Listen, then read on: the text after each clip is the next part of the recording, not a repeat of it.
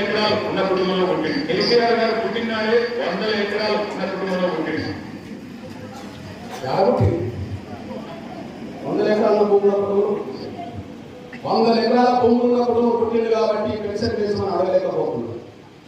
800 ఎకరాల భూములు ఉన్న కుటుంబంలో రేవంత్ పుట్టింది కాబట్టి పేదల బతుకు మాట్లాడాలని పెన్షన్ ఇవ్వడానికి సిద్ధంగా లేకపోయింది.